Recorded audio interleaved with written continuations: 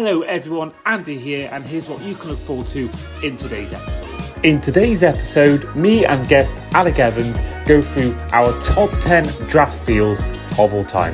Alex gets stuck over one of his selections. Oh, I'm torn now. I fall into the trap of doing one of my pet peeves. I hate doing this. I hate doing my trophies. Not a Super Bowl. I hate doing this because it's not all about trophies. As we rank our list from 10 to 1. Hope you guys enjoy. Hello and welcome back to the Across the Pod NFL podcast. I am, as ever, your host, Andy Davis, here for another episode. Another top 10. It's been a regular theme of our off-season, and this time we're doing, with the draft 2 weeks away now, top 10 draft steals of all time. So before we get going, let's head to On This Day. Now, on this day in the year 2016, the Rams, 2 weeks before the draft, traded 6 draft picks, all rounds 1 to 3, to the Tennessee Titans for the first overall pick, and eventually selected Jared Goff. And a few of the picks that the Titans used with these picks were Derrick Henry, Corey Coleman, and Johnny Smith. And in 2016 as well, Jared Allen signed a one-day contract with the Vikings upon retirement. And birthdays, the likes of Brian Daboll, Baker Mayfield, DJ Moore, Pat Surtain, and Chase Young were all born. Now, with me, my guest today is a college expert. You may well know him from the Nat Coomer Show, from Gridiron Magazine, the Franchise Tag podcast, articles online. With me today, making his show debut, is Alex Evans. Alex, how are you? I'm great. Hi, Andy. Thanks for having me on. Well, it's good to have you on. You are a first-time guest on the show. We like to ask all of our new guests the same questions. And the question we like to ask is, you are a Bears fan. What made you a Bears fan? A hat made me a Bears fan.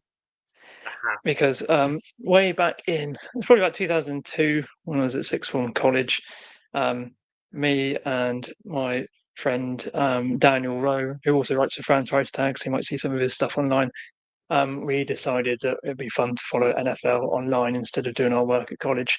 And we picked our teams based on the fact that I had a Bears hat that my dad had brought me back from a trip from Chicago. And I thought, I quite like the colours. These seem like an all right team. And that's where I decided to follow the Bears and endure 20 plus years of misery as a Bears fan. And then my mate Dan, his sister, brought him back a Rams hat from St. Louis, so he became a Rams fan. So he's had a bit more luck than myself. But no, and then it casually followed him for a bit, and then 2006 was the first Super Bowl I stayed up all night to watch. Got to see Devin Hester return that kickoff for a touchdown, and then that was it. It was all downhill from there, and we lost that one to the Colts. And yeah, pain and misery since. But got to stick with them. Got to love those Bears.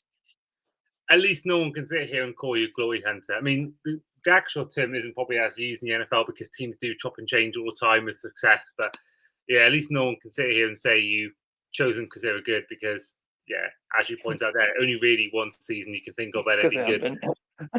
Yeah. I mean, the 2018, I think if you hadn't been for double doink, I think if you'd beaten the Eagles, I think you may have. I think you had just a bad matchup on the day. I do think that defense was so good. I think you could have easily beaten them and gone on to a good run. I think that was the only time I've seen the Bears be good in my 40 being a fan. I kind of missed I wasn't really a diehard fan of the point when they made the NFC Championship game against the Packers. But for as long as I've known them, I've always known them to be a pretty bad team. Yeah, there's a few close calls like that championship game, but that double doink broke my heart. I remember that. That's the last time we even sniffed any playoff success. But things have turned up. Off-season champions for the last 3 years, and every year it's a hype train that always seems to go off the rails come the start of the season. But I'm optimistic as ever for this season. New head coach, gonna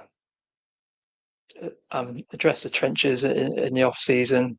Caleb Williams going to be much more protected, and hopefully we'll do a bit better this year. Yeah, that's one thing you can guarantee. The Bears, at least they're giving it a go. They've signed Jonah Jackson, Joe Tooney.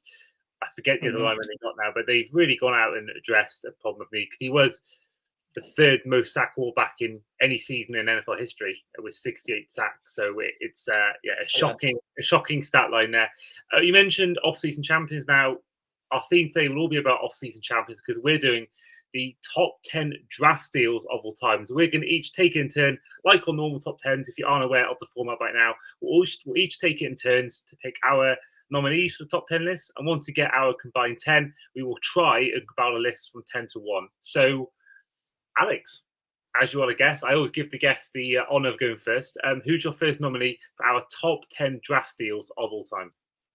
Now, would you like to go from what I think is my very top draft steal, which is probably the most obvious one and probably the easiest pick for anyone? Should I just throw that one out there to start with? Because I think everyone knows what the top draft steal of all time is, and that's Caleb Williams. No, just Tom Brady, obviously.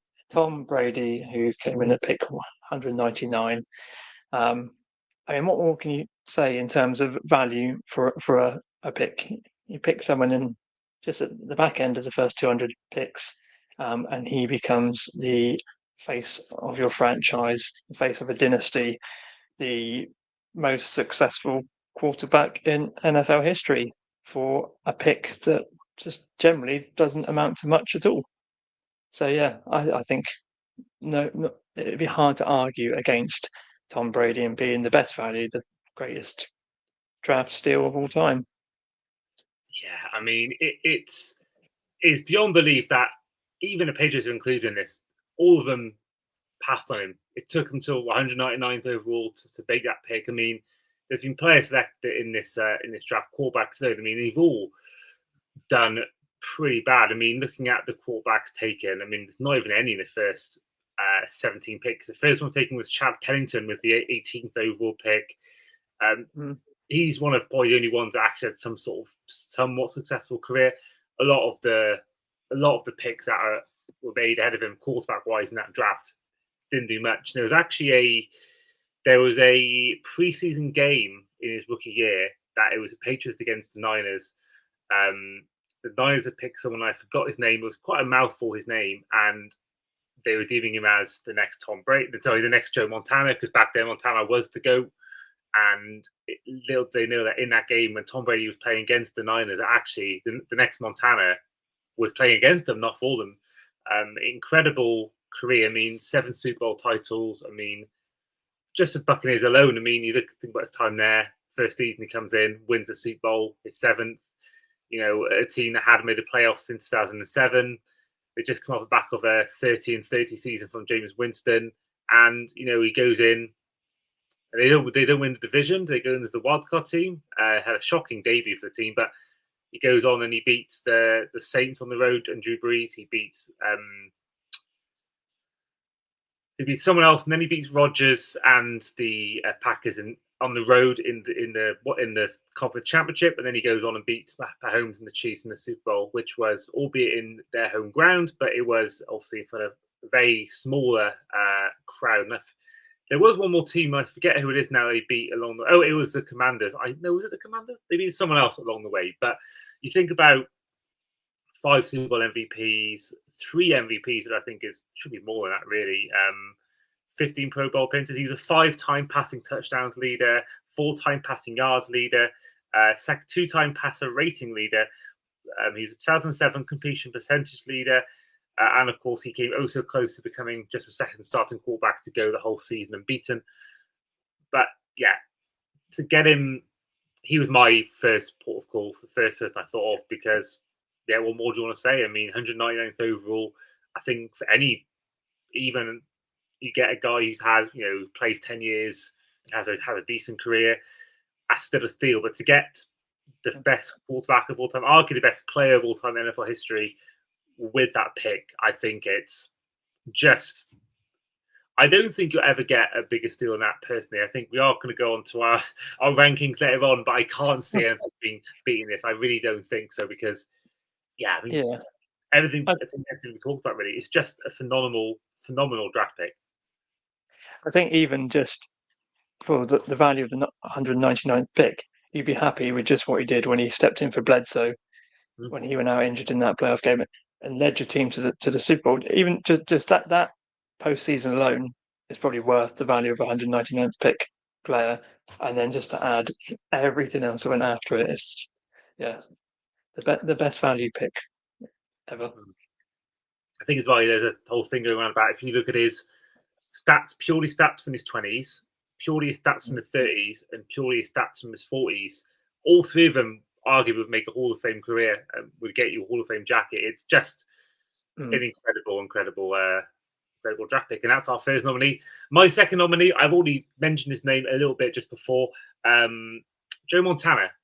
He was a third round pick in 1979, 82nd overall. I mean, obviously a lot higher than Brady was, but still, think about how many quarterbacks really have succeeded who were picked in the third or fourth round and had a good career. I mean, Dak Prescott was taken, I think, in the third or fourth round.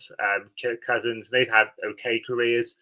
But to get a guy who, for me personally, some might disagree, the second best quarterback of all time, and he was the best for a long time. Never lost a Super Bowl, 4 in total.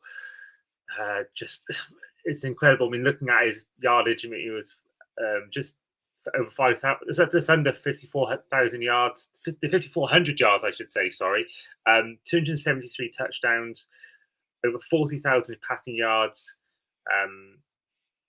and for everything he brought to the game, from the Niners dynasty, which was one of the best dynasties in NFL history. The catch, the famous moment to Dwight Clark against the Cowboys in the NFC Championship game, a game Tom Brady was actually at, ironically, and just everything he brought along with him, the success he had, his connection with Jerry Rice, and just for me personally, what more do you want out of a third round pick than that? The guy who's won you 4 Super Bowls, and they haven't won one since he's been gone. That shows how good he was and how important he was to the team. Eventually was, shipped out and replaced by Steve Young, who had a decent career as well. But yeah, for me personally, and I think, well, if you're getting your number retired by the team you're drafted by, I think that's a pretty good marker of how much of a steal you are. Joe Montana, number 2. And my first pick, Alex, back to you for your second pick in your nominees. For my next one, I'm thinking about going quite a way back. I don't know how far back you were thinking of it. Well, there's one that I've gone. There's 2 of them have gone really far back on. I think I know where you might be going with this, but maybe not. But I think I know where you're going. Again, just going for the absolute value that you get from that pick is a player that was picked at pick 200, and then led his team to Super Bowl victories in the first 2 ever Super Bowls, and that's Bart Starr, who was picked by the Green Bay Packers, coming out of Alabama. So he was picked at number 200, and then basically was the face of that team for however many years to come, and eventually became head coach and then general manager. So imagine getting all that production from a number 200 pick, who can do it all as a player and in as a coach and in the front office as well. So yeah, going way back, I know things were a bit different back then, but I think he was technically 3 times back-to-back champion, because I think they won the NFL championship before the Super Bowl era, and then won the first 2 Super Bowls. So yeah, I had some stats and I can't find them. Well, I remember there's actually a Simpsons episode that is named after him. I don't know whether you watch The Simpsons. There's one where Bart plays American football, and I believe the episode is called Bart Starr. I could be wrong, but I'm pretty sure. So I think that, again, talk about legacy and about being remembered. I think back that you've got your name, the whole TV show has nothing to do with, really, most of the time, to do with American football, and your name's the name of the episode. I think that's a good feat and a good indication of how well he did it as a player.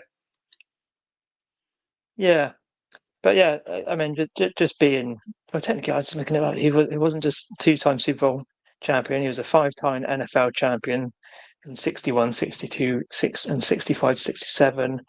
MVP, All Pro, 4-time Pro Bowler, and then just to go on and to do it after he finished his as a player. Number 15 retired in Green Bay.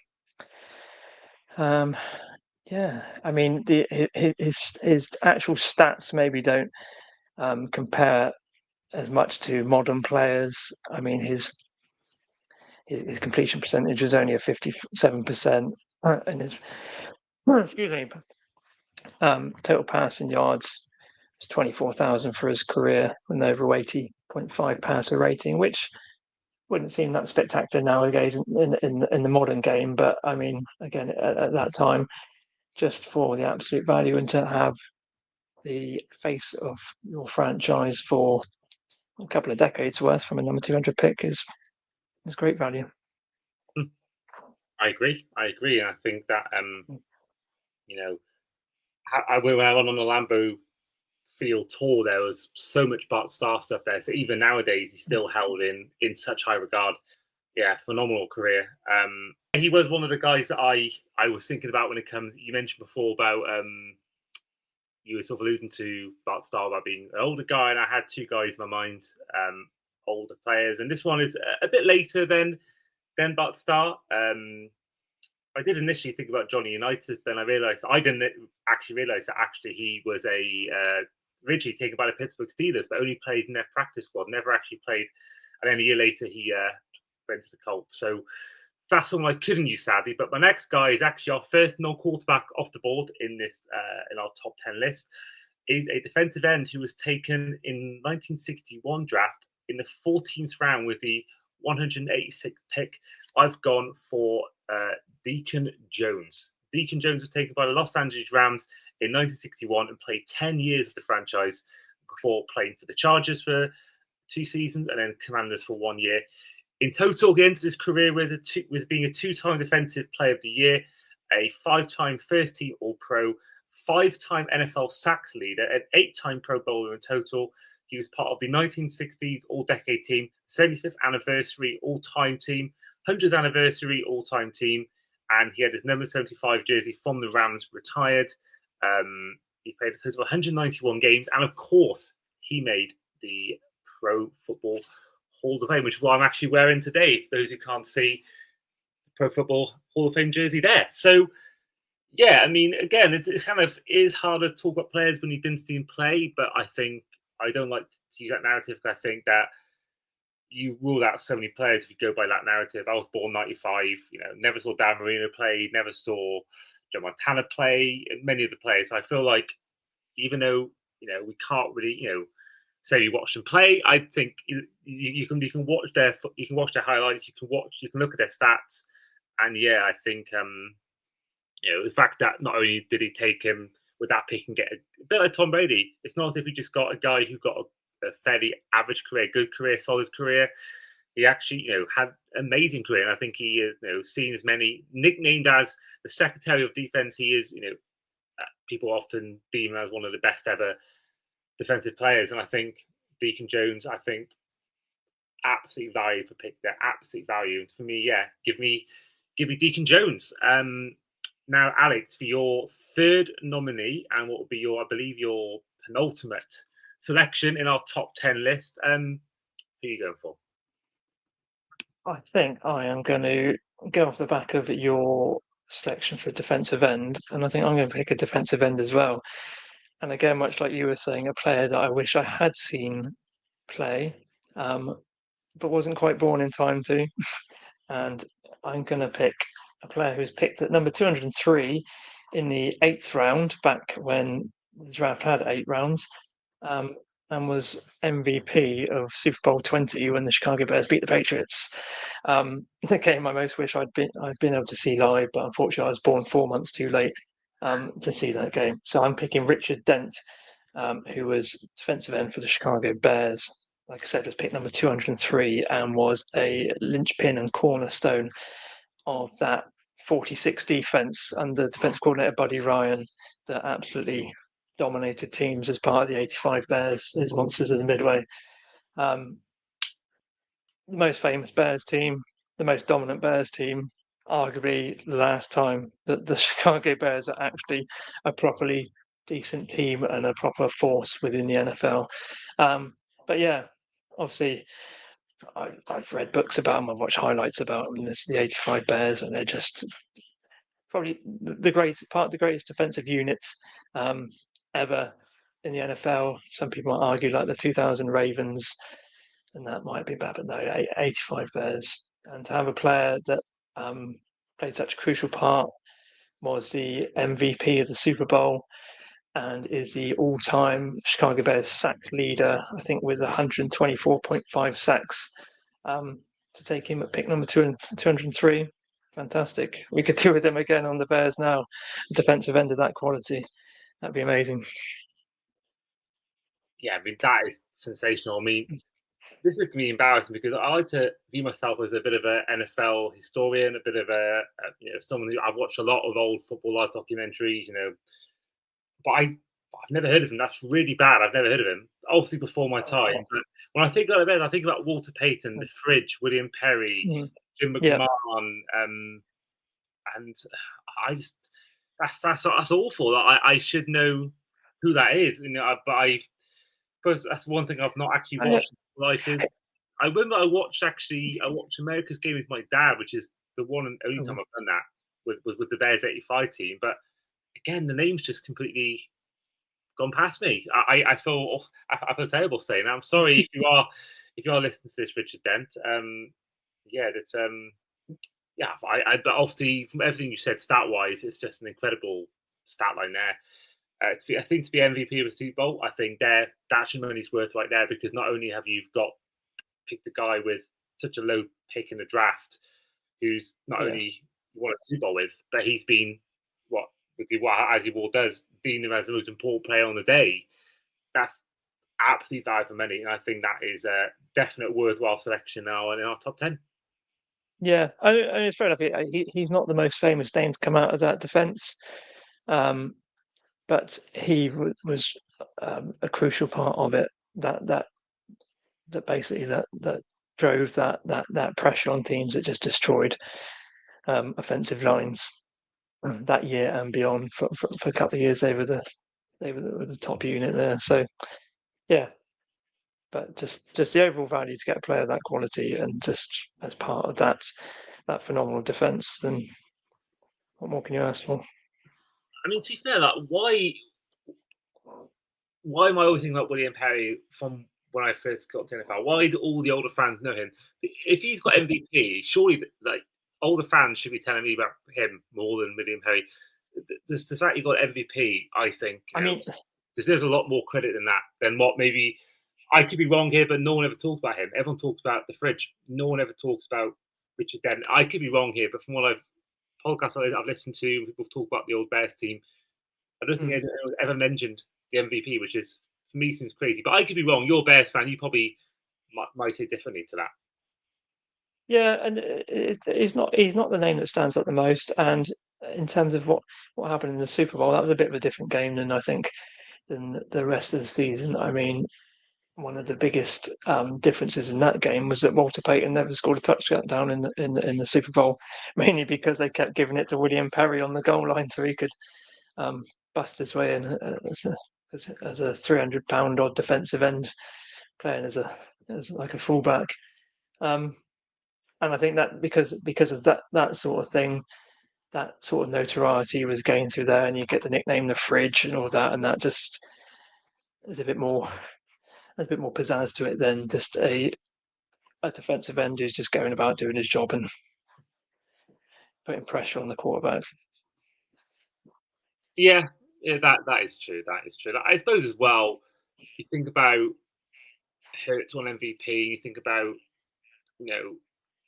how good a season Barkley's had, but really on the day, the likes of Josh Sweat and Zach Bourne had better days than Saquon Barkley did, and and Barkley had one of the greatest ever running back seasons. But I suppose a one-off game, and I think I officially forgot his name, but the Seahawks MVP in 2013-14, was it Malcolm Smith? I forgot his name. The guy who won it for the Seahawks MVP. I mean, he wasn't the star man in the season, but he won MVP. So maybe that makes more sense.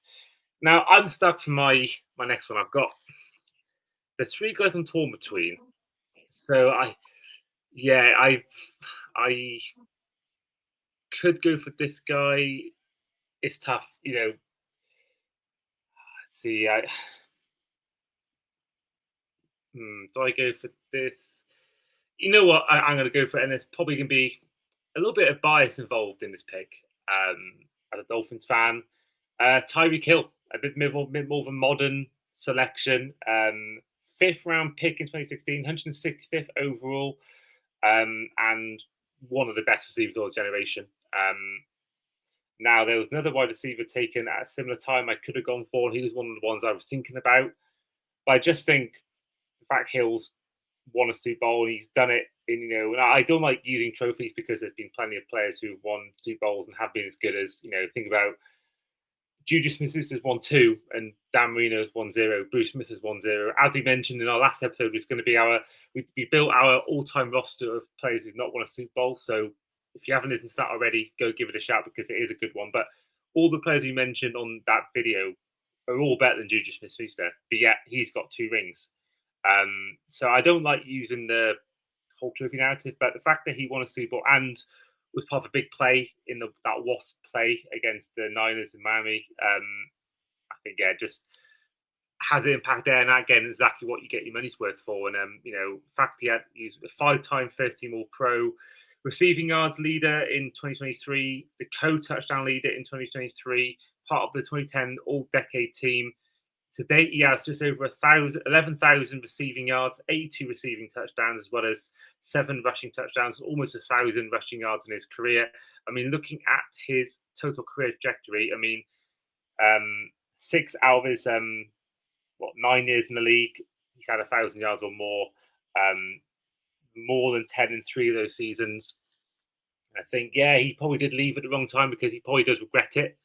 I imagine because you missed out on an extra 2 rings, but you never know how life would have taken him. And I think, how he's improved this Dolphins team, from where we were and how Tua had him. Well, I still don't think he's a guy, but he's definitely improved since Tyreek Hill's walked through the door. And again, to get him, that late in the draft is incredible, especially, in a modern day NFL where there's a lot more access to, tape and YouTube footage and more TV coverage on stuff like that. So the fact they got him so low is incredible. I mean, taking even stats and trophies out of the way. I mean, talent alone. I mean, the pure speed and he is just about more than speed as well. But the speed he has on the field is frightening on his day, and the way he's able to catching traffic and for a guy who's quite small, his catching's incredible. And for me, he's been one hell of a player in the NFL, and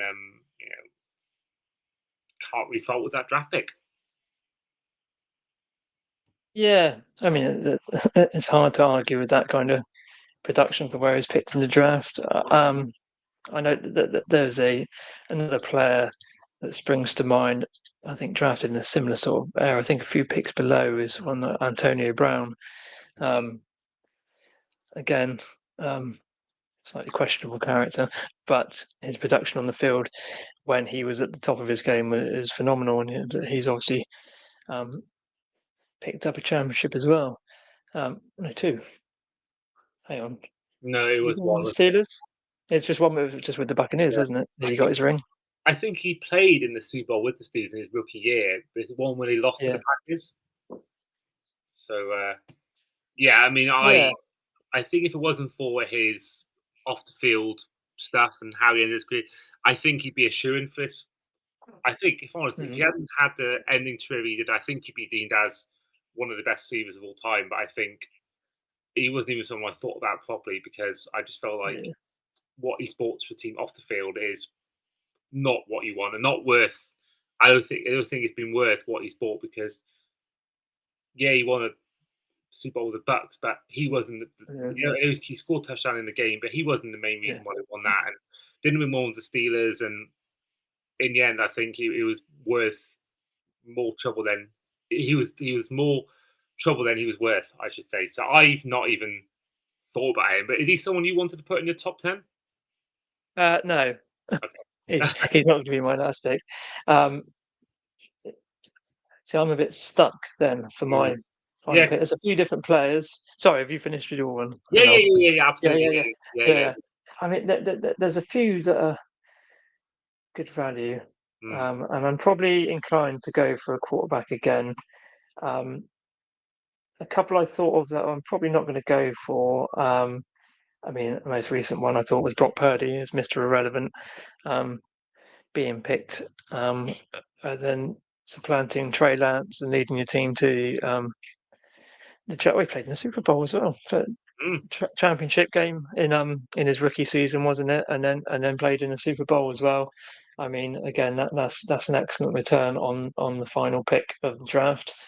I also as well. You've actually got 2 picks left. I got my maths wrong, as I always do in these top 10s. I always get the maths wrong. But got 2, so we got 5 each. So you've done Bart Starr, Tom Brady, and Richard Dent so far, whereas I've gone for Joe Montana, Deacon Jones, and Tyreek Hill. So you've got 2. Oh, right. Hang on then. Or maybe I will. Yeah. I tell you what, I might stick with him because I was also thinking of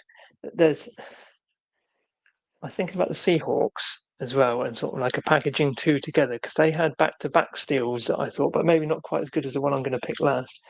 But in terms of the 2011 and 2012 drafts, when they picked Richard Sherman with the 154th pick, who became one of the leaders of the Legion of Boom defense that won them a Super Bowl, and then compound that with the following year when they picked Russell Wilson in with the 75th pick, again, which is a great steal. That was the year that they'd actually signed Matt Flynn from the Packers, who was the backup for the Packers, who was pegged to be their starter, and then all of a sudden Russell Wilson comes in and steals the starting job in the off season, and then the rest is history. And they win the Super Bowl. I know he's dropped off quite a bit now, and he's on his 4th team. But again, that run with the Seahawks was brilliant. But I tell you what, for this pick, I will stick with Brock Purdy, just because of I think just because of shock of it, picking the last player in the draft. Think, okay, he might be a good developmental player. He might be a solid backup for you. But obviously, they used a third pick to pick Trey Lance, and that completely flamed out. So I think it's a bit more of a case of luck than judgment, I think, because he invested so much in Lance, but then ended up picking Purdy, who led them to championship game and a Super Bowl appearance. So yeah, I think I'll go with him for this pick, and then I've got an idea for my last one, as long as you don't pick him in your next one. Interesting. Yeah, I personally probably wouldn't have gone Purdy just because I think he's got a small sample size. But again, you can't argue with the value of a pick. I mean, to be Mr. Irrelevant, and look at most Mr. Irrelevants. I mean, I'm going to get the list up now because not many of them are done anything really. A lot of them don't even get past the practice squad. I mean, let's look at the selection. So I'm going to give some names out. I mean, I'll skip the sort of the before the year 2000. I think I'll go on too long. But let's think at 2000 onwards. Michael Green, Tavita Ofagawi, Ahmed Miller, Ryan Hogg, Andre Somersault, Andy Stokes, Kevin McMahon, Ramsey Robinson, David Vabara, Ryan Suckup, Tim Toon, Cheta Ozogwu, Chandler Harnish, Justice Cunningham, Lonnie Ballantyne, Gerald Christian, Callum Reed, Chad Kelly, Trey Quinn, Kaylee Williams, Tay Crowder, Grant Stewart, Brock Purdy, Deshaun Johnson, and Jalen Key. Now, out of those people, I can really think of Ryan Suckup and Brock Purdy. No one else on that list I can remember done anything in the NFL. Nope, not really. No, so I think you've got far more undrafted free agents that have made much bigger impacts than the Mr. Irrelevant pick. Yeah. So yeah, no, I think the fact that definitely is worth talking about because he is someone who has. I think personally he gets a lot of unfair stake. I think you put him in those, and I know he had a bad year in 2024, but when he was in 2023, the year they made the Super Bowl, the playoffs, I think about the moments he had. I mean, the comeback against the Packers and then the comeback against the Lions. He was a key part of both of those games, and I've said this a lot on the podcast about how I think he has been involved in already. I think he's had more pivotal moments, and he's done more in a playoff game than Kirk has, than Dak has, than Tua has, than a lot of quarterbacks. And I think, if I'm honest, he's done more than Josh Allen and Lamar Jackson in the playoffs, and they've both won three MVPs between them. He's made the Super Bowl. He's been a big part of the team making the Super Bowl. I mean, Jimmy Garoppolo made the Super Bowl, but it wasn't because of him they made it. But Brock Purdy was a big part of that. And yeah, I think the Niners next year are going to go under the radar. I think people are going to criticize and they're going to say, "Oh, they're not going to do anything. Their window's closed." Don't not win it, but I think they'll definitely go. I think they got a great chance to go back to the playoffs. I think they've still got Kittle. They've still got Brandon Ayuk, Brock Purdy, McCaffrey, hopefully back. Trent Williams there. Fred Warner on defense. I think this team is going under the radar. I think Brock Purdy will be, I think, in a year's time, back on people's radars of being, in that top 10 sort of conversation for quarterbacks. So my penultimate pick. Now, there's a few guys I wanted to talk about, but they were first rounders. I feel like they were steals, like Dan Marino and Aaron Donald, but at the same time, can you really call first rounder a steal? I don't know. I mean, to get Donald 13th overall is, unbelievable that 12 teams passed on him, and Dan Marino the same thing. But I think that was kind of understandable because the whole rumor about the drugs thing. I think that is definitely likely to cause teams to, go against them in their draft thinking. So I kind of didn't want to put Donald in and put Marino in, but I kind of think there's people being picked much later in the draft than this. Oh, do I go for Dan Marino or Donald? Okay. You could do. I mean, the guy I'm probably going to pick for my last pick is a first rounder as well. Right. Okay. So I might give a hint to who I might be saying. Oh no spoil. I want to keep the spoilers just in case. Okay. So you mentioned Sherman as someone I was thinking about Sherman actually. He's one you mentioned before. He's one of the guys that I want to talk about. 5th rounder, 154th overall. But I feel like I don't know whether his prime was as long as maybe other players. I feel like I don't know, because he did offer a great moment. I'm going to go for him for everything he represents for the city of Seattle. What he did for that city, was part of the Super Bowl. One of the more infamous, post game interviews with Aaron Andrews, the Michael Crabtree rant, and I think it's questionable whether he was likable when he played on the field, but I think for the production he gave to them, for what he gave to that city, I mean, the leadership he brought to that team, the whole defense was the Cam Chancellor, everyone else in that defense, Pete Carroll, the head coach, they were all leaders on that team, but I think Sherman was a big part of that. I think to get him fifth round and to sort of that'd have been 3 seasons. No, would have been a sophomore year or his third year in the NFL. He won a Super Bowl and was a big part of that reason. I think that's pretty good value for a draft pick there. So yeah, I think Sherman is someone that I think definitely deserves to be in this conversation. Yeah, no, I'd agree with that. I mean, yeah, he was a pivotal part of that that Legion of Boom, along with players like Bobby Wagner and Cam Chancellor. But yeah, just what he represented, and he's almost the face of that defensive unit as well, wasn't he? The face, the spokesman, the and one of the leaders of it. Yeah, he was such a great servant to that team. So now at your final pick, you mentioned you may be picking a first rounder, so let's hear it. Yeah, I'm going to go back to quarterback. I thought about a couple of players who were just dropped into the second round, like a Brett Favre or a Drew Brees, because of their phenomenal careers and being picked in the second round is a steal for a franchise quarterback. But again, neither of them were drafted by the teams where they really made their names, with Favre being drafted by the Falcons and Brees with the Chargers. So I have gone for quarterback in the first round, but only just. and that is Lamar Jackson in being picked number 32 in the 2018 draft. And the reason I think this is a steal is because of the way things went, specifically with quarterbacks ahead of him in that draft. I mean, he was clearly the best quarterback in that draft class. Now we know, but then that was the year that Baker Mayfield went number 1, and you had Sam Darnold. The Bills obviously lucked in with Josh Allen, and then at number 10 as well they had Josh Rosen. And I mean that was almost slightly shocking after because he had a pretty solid career at UCLA, and then he dropped to 10, and he was going to prove everyone wrong and didn't. And then it looked like Lamar Jackson was going to drop even out of the first round until the Ravens decided to trade up with the Eagles for the 32nd pick.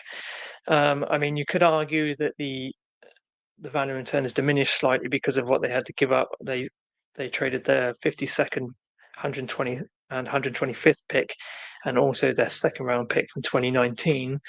But again, with what a lot of teams will give up to try and get their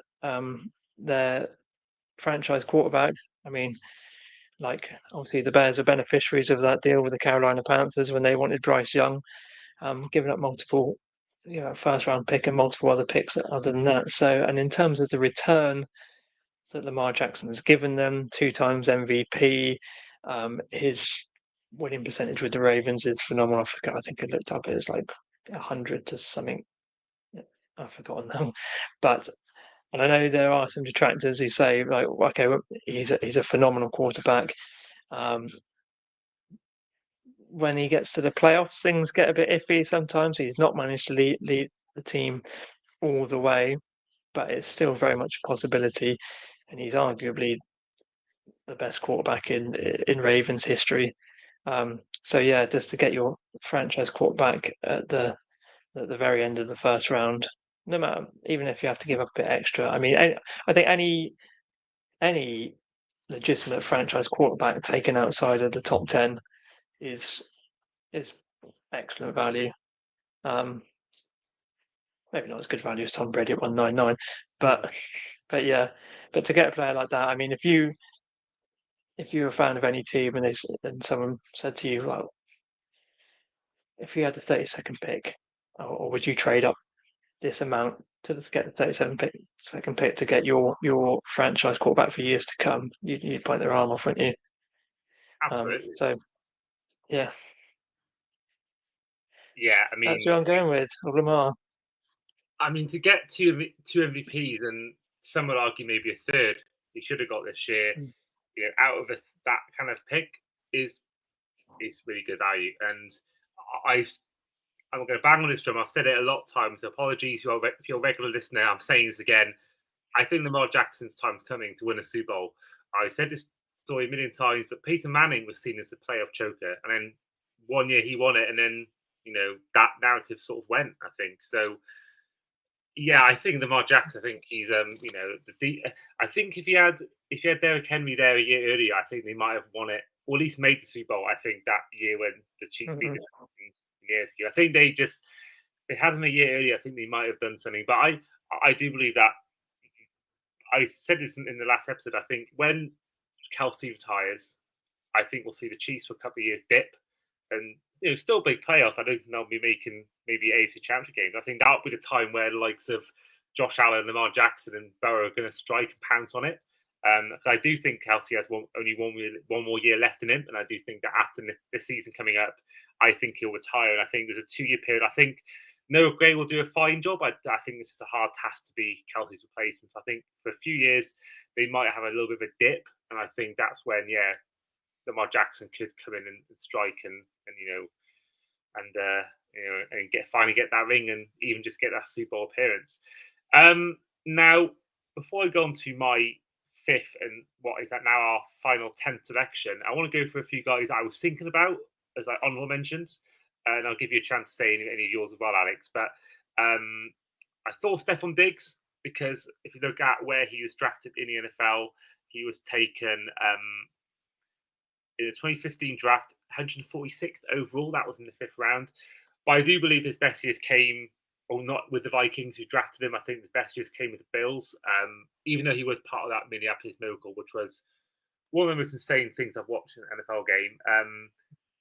Did mention before, I thought about Dan Marino and Aaron Donald because I feel like they get Donald in the 13th overall pick and Marino in I think it's the 21st or 24th overall pick was just a phenomenal, pick selection. But I just couldn't quite do it.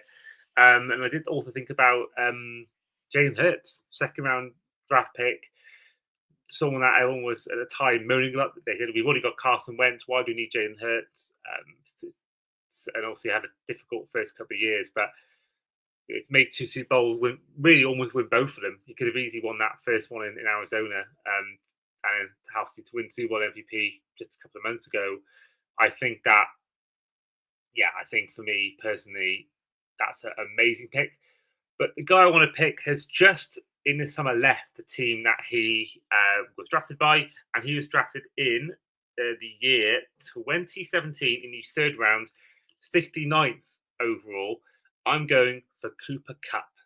I think for what he's bought, from what he's brought to this team is absolutely phenomenal. Almost won he had the triple crown in the, I believe it was the triple crown in the 2021 season. He got the most receiving yards, most touchdowns. If I get those stats up quickly, stats he got in 2021, because it was just a phenomenal season, and obviously going on to win Super Bowl MVP when the Rams beat the Bengals. Just absolutely just outrageous year from him. And I think that season alone, is more than enough reason to have him in this list. The year they made the Super Bowl and lost to the Patriots, he was injured for that. And I think a lot of people like myself, believe that if he was there, they may have at least been more competitive in that game than what they showed. But yeah, almost 2,000 yards. He had 1,947 yards, which was over 300 more than second place Justin Jefferson. He had the most touchdowns in the season with 16, 2 more than second place Mike Evans. And there was one more, and I can't find it. Was it receptions, maybe? Yeah, receptions. He had 145 receptions, the most in the league. 22 more than second place Devontae Adams. I think as well for Cooper Kupp, I think that it's not just athletes. I think most years he's been unbelievable. Looking at his stats from 2017 onwards, a couple of 1,000-yard seasons, almost 2,000 in that 2021 season, almost 8,000 receiving yards, 57 touchdowns, including 16 in 2021, and going further than that. The stats really, I think, kind of seem to apply that he's a one-season wonder. Looking at the stats, he had just one insane year compared to the rest, which made me low down on our top 10 list. But I think as well, for what he's brought to that team and just the consistency every year when he plays, just brings them that sort of excellence. And yeah, again, that season he had catching the winning touchdown in the Super Bowl in LA, winning their second Super Bowl in history, their first as the LA Rams, and just the second team in history to win the Super Bowl in their own stadium. I think Cooper Kupp is a definite contender. What are your thoughts, Alex? Do you think was there anything else you would have put in maybe instead? Is there anything else you were thinking about in your sort of list of 10? There's a few more. I think Cooper Kupp is a good pick for what the impact he's had on the Rams, especially in that Super Bowl run. He's obviously sort of been replaced in a similar sort of fashion with Puka Nacua now, who was a later round pick and is putting up some great stats.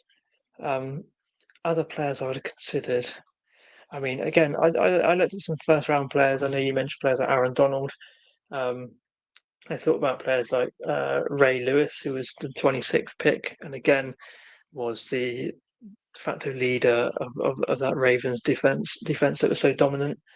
And other players like Darrelle Revis, who was for the Jets, who was the best cornerback in the league for years, shutting down wide receivers on Revis Island. But yeah, outside of that, though, I think we've done all right with our picks. There's a couple. I looked at T.Y. Hilton as well. Colts receiver. He was picked at number 92. Had a great career with the Colts. I don't think it quite matched up to some of the other players we've talked about already in the pod so far. I even thought about Kirk Cousins as well because he was picked number 102. Obviously, he was picked in the same year as Robert Griffin as well. Same draft as Andrew Luck and Robert Griffin. He's the only one still standing out of the three of them. Again, picked by the same team by Washington, and he ended up replacing him and having. He's had a pretty solid career, hasn't he? With Washington and the Vikings, things have gone a bit funny towards the end. I think. I'm not quite sure if I don't think he's got a Hall of Famer caliber player like some of these other players that we've mentioned and talked about. But in terms of return on value of the pick, then it was quite good. Yeah, I think we got a pretty good 10 here. So I want to go through our 10 again. So, Alex, you went for Tom Brady, Bart Starr, Richard Dent, Brock Purdy, and Lamar Jackson, whereas I went for Joe Montana, Deacon Jones, Richard Sherman, Tyreek Hill, and Cooper Kupp. So we have our 10. Now we have to try and now at the end of the episode try and get our list from 10 to 1. Now, trying to think of is there any people that you obviously Brady is going to be someone that we're going to have in our top 5 easily. Is there anyone else you feel like they shouldn't be? I'm going to give you one name. We do this every episode. Give you one name you feel like you feel should not be out of your 5 picks. You will not want to see outside top 5.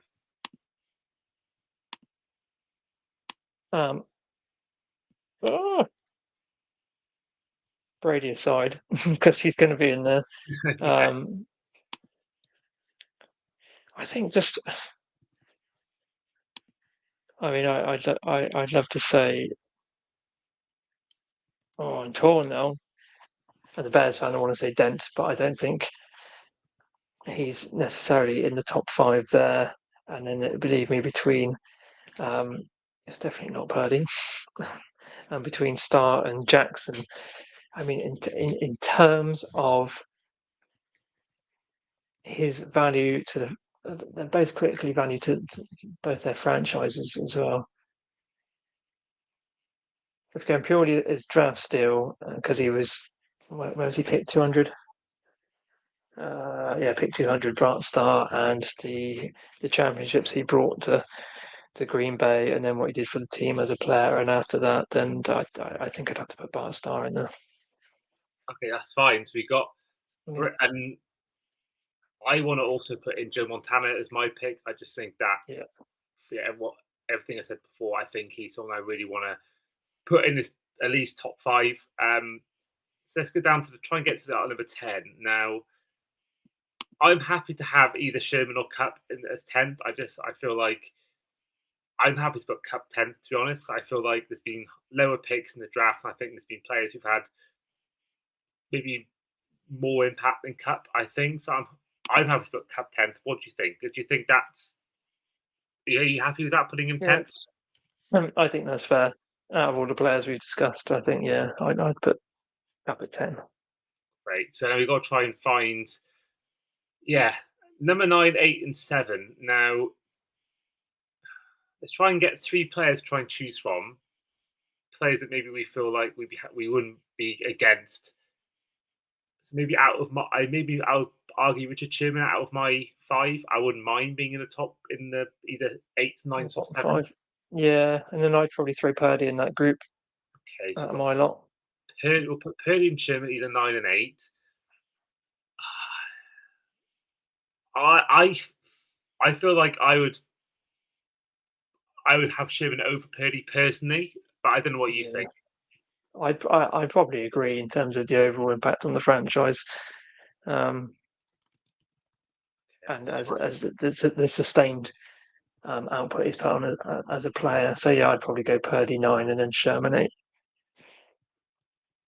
So that means we've got, I think we've got 3 of our top 5 sorted, and we've got 3 of our bottom 5. So that means we've got players left. We've got Deacon Jones, Richard Dent, Lamar Jackson, Tyreek Hill, and there was one more.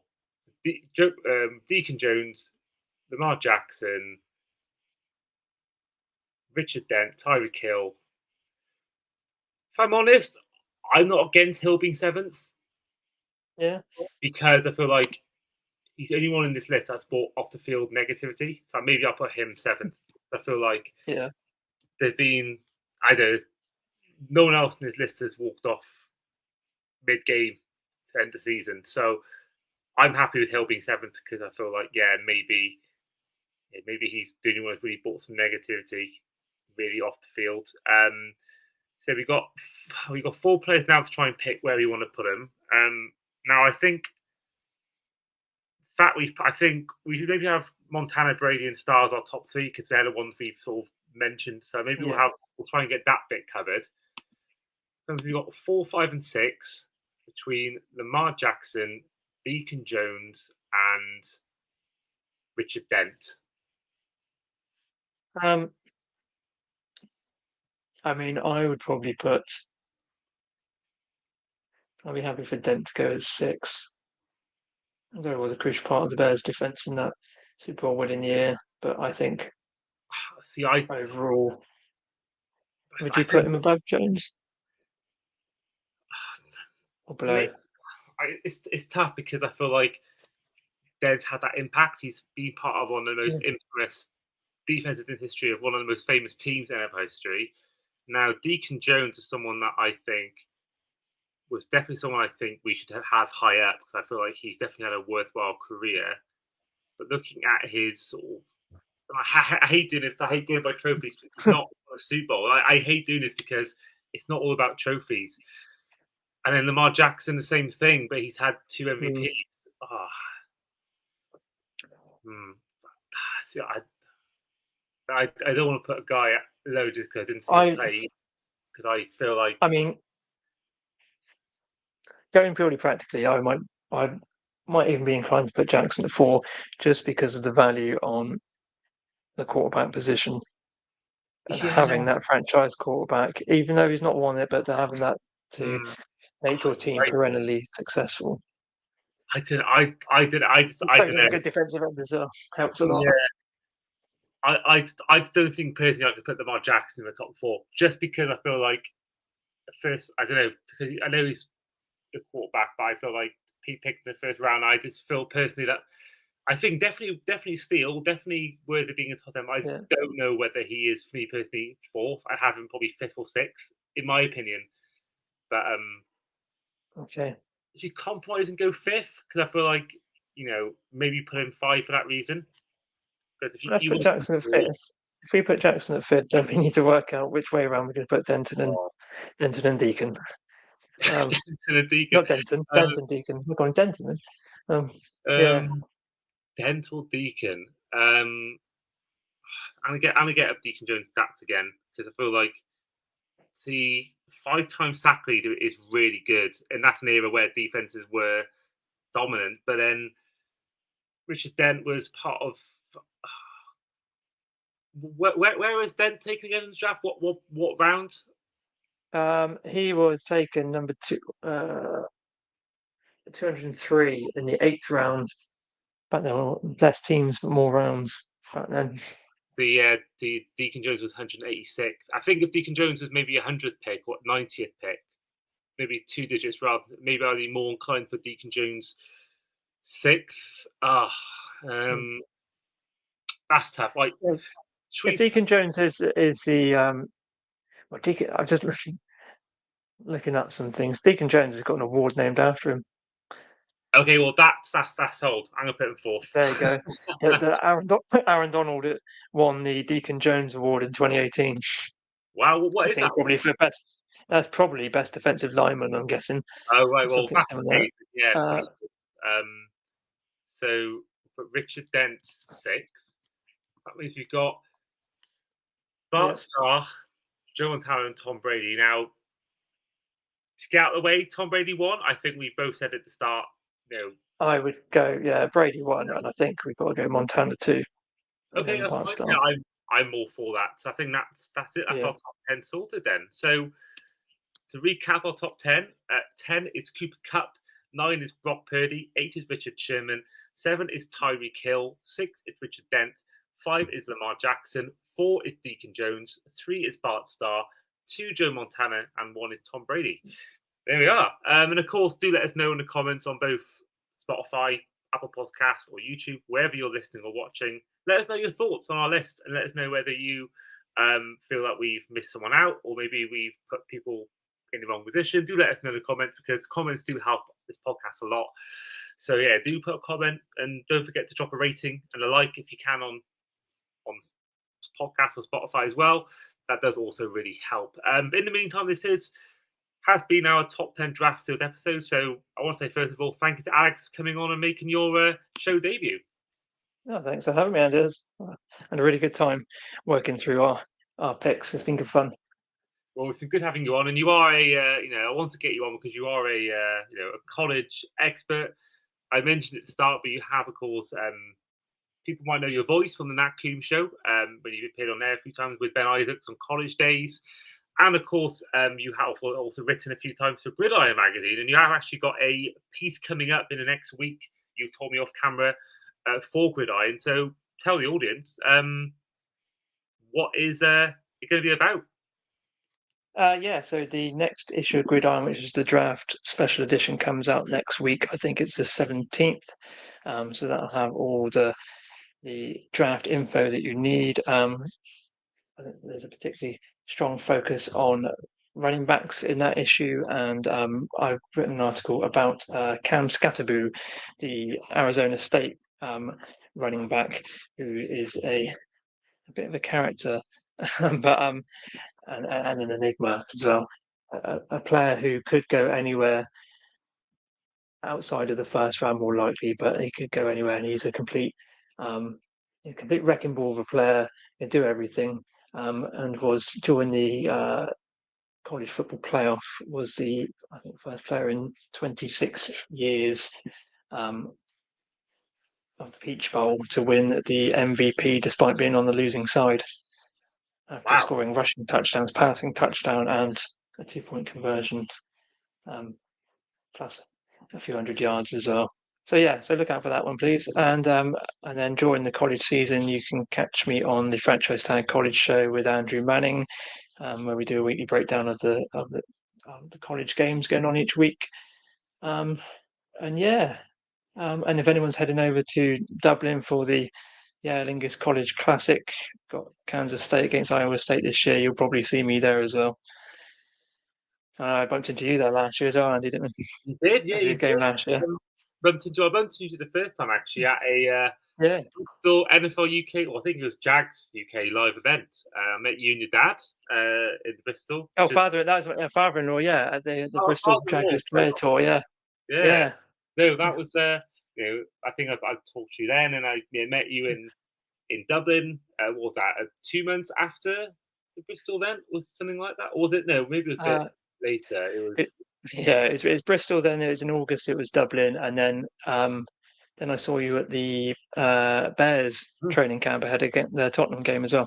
Yeah, of course. You being a Bears fan, that was like your Disney World. That was, and I still remember. I still remember your question to this day. I forgot what the question was. I remember this being blown away by your question you asked Matt Eberflus. I think definitely had one of the best questions I've ever heard asked to any sort of head coach or player at a game. So and of course I'll be hoping to bump into you again this year. I mean, I'm not going to be going to the Aer Lingus this year.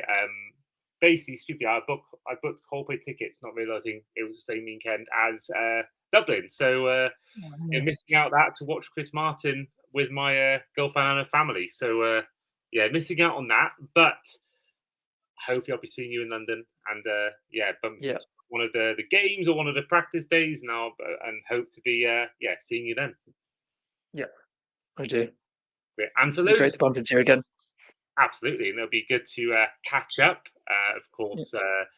And you and the other franchise tag boys who I've got to know really well, will hopefully all get to meet up in London. For those who are unaware of your work, Alex, where can they find you on social media? You can find me at Alex Evans 487 on Twitter or X or whatever you want to call it now, which is where I post most of my stuff. Or on Instagram as well, but I completely forgot what my name is. I think that's AJ Evans 487. Just AJ Evans 487. There's always some variation of that. So yeah, you can find me on Twitter or Instagram. Great. And I post all my stuff. For those listening or watching, don't forget to, if you have listened to this now and you like what Alex has said, go give him a follow. But in the meantime, this has been the Across the Pod NFL podcast. I have been, as ever, your host, Andy Davis, with my guest today, Alex Evans, and we'll see you guys next time.